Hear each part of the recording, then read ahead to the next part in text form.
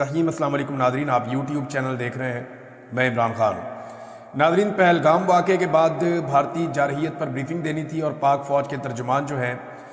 وہ وہاں پہ موجود تھے، D G I S P R. انہوں نے جو بریفنگ دی ہے اس میں کوئی بھی قابل ذکر قومی رہنما شریک نہیں ہوا، یعنی جو لوگ شریک ہوئے ہیں ان کی شکلیں اگر آپ دیکھیں تو زیادہ تر وہ لوگ ہیں یا تو جنہیں عوام نے مسترد کر دیا تھا، وہ الیکشن ہار گئے تھے، انہیں تو جعلی فارم 47 بھی نہیں دیا جا سکا، اور کچھ شکلیں ایسی ہیں جنہیں جعلی فارم 47 پر لا کر بٹھایا گیا تھا۔ دائیں بائیں دونوں طرف جو D G I S P R کے لوگ بیٹھے ہوئے تھے یہ ہارے ہوئے لوگ تھے،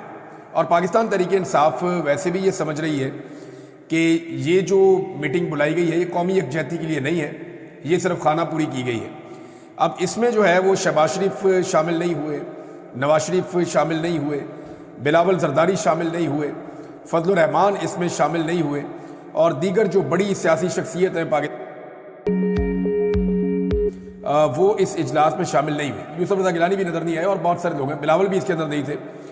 تو یہ کوئی بھی قابل ذکر سیاسی رہنما اس میں نہیں آیا، اور ایسا لگتا ہے کہ سنجیدگی نہیں دکھائی گئی۔ یہاں پہ ایک بڑا مزیدار مطالبہ کیا صاحبزادہ حامد رضا صاحب نے،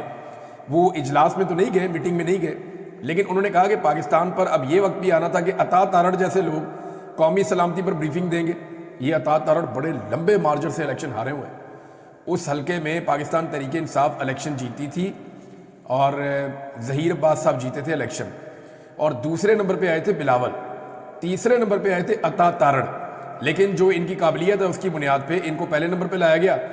اور پی ٹی آئی کے امیدوار کو فارغ کر کے الیکشن ہروا دیا گیا۔ اب صاحبزادہ حامد رضا صاحب کہہ رہے ہیں کہ یہ وقت بھی آنا تھا کہ عطا تارڑ جیسے لوگ جو ہیں وہ قومی سلامتی پہ بریفنگ دیں گے۔ انا للہ و انا الیہ راجعون۔ قومی سلامتی پر بریفنگ کا تو پتہ نہیں عطا تارڑ اگر خواجہ آصف کے دونوں پاکستان مخالف بیانات اور شریف فیملی کی انڈیا کے خلاف خاموشی پر قوم کو بریفنگ دے دیں تو زیادہ بہتر ہوگا،